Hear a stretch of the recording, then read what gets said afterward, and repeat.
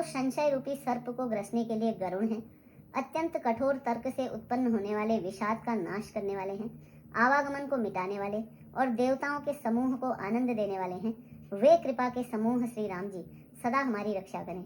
हे निर्गुण, सगुण, विषम और समरूप, हे ज्ञान, वाणी और इंद्रियों से अतीत, हे अनुपम, निर्मल, संपूर्ण दोष रहित, अनंत एवं पृथ्वी का भार उतारने वाले श्री रामचंद्र जी, मैं आपको प्रणाम करता हूँ। जो भक्तों के लिए कल्प वृक्ष के बगीचे हैं, क्रोध, लोभ, मद और काम को डराने वाले हैं, अत्यंत ही चतुर और संसार रूपी समुद्र से तरने के लिए सेतु रूप हैं, वे सूर्यकुल की ध्वजा श्री राम जी सदा मेरी रक्षा करें।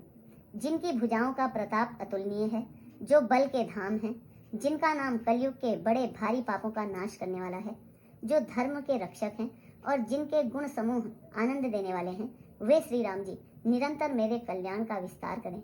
यद्यपि आप निर्मल, व्यापक, अविनाशी और सबके हृदय में निरंतर निवास करने वाले हैं, तथापि हे खरारी श्री राम जी, लक्ष्मण जी और सीता जी सहित वन में विचरने वाले आप इसी रूप में मेरे हृदय में निवास कीजिए। हे स्वामी, आपको जो सगुण, निर्गुण और अंतर्यामी जानते हो, वे जाना करें। मेरे हृदय को तो कौशलपति कमल नयन श्री राम जी ही अपना घर बनावे। ऐसा अभिमान भूल कर भी न छूटे कि मैं सेवक हूँ और श्री रघुनाथ जी मेरे स्वामी हैं।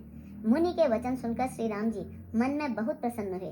तब उन्होंने हर्षित होकर श्रेष्ठ मुनि को हृदय से लगा लिया और कहा, हे मुनि, मुझे परम प्रसन्न जानो, जो वर मांगो वही मैं तुम्हें दूं। मुनि सुतीक्ष्ण जी ने कहा, मैंने तो वर कभी मांगा ही नहीं, मुझे समझ ही नहीं पड़ता कि क्या झूठ है और क्या सत्य है, अर्थात मैं क्या मांगूं और क्या नहीं। अतः हे श्री रघुनाथ जी, हे दासों को सुख देने वाले, आपको जो अच्छा लगे मुझे वही दीजिए। श्री रामचंद्र जी ने कहा, हे मुने, तुम प्रगाढ़ भक्ति, वैराग्य, विज्ञान और समस्त गुणों तथा ज्ञान के निधान हो जाओ। तब मुनि बोले, प्रभु ने जो वरदान दिया वह तो मैंने पा लिया, अब मुझे जो अच्छा लगता है वह दीजिए।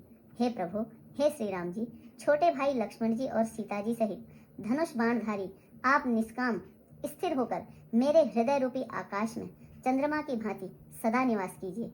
ऐसा ही हो, ऐसा उच्चारण कर लक्ष्मी निवास श्री रामचंद्र जी हर्षित होकर अगस्त्य ऋषि के पास चले। तब सुतीक्ष्ण जी बोले, गुरु अगस्त्य जी का दर्शन पाए और इस आश्रम में आए मुझे बहुत दिन हो गए। अब मैं भी प्रभु आपके साथ गुरु जी के पास चलता हूँ। इसमें हे नाथ, आप पर मेरा कोई एहसान नहीं है।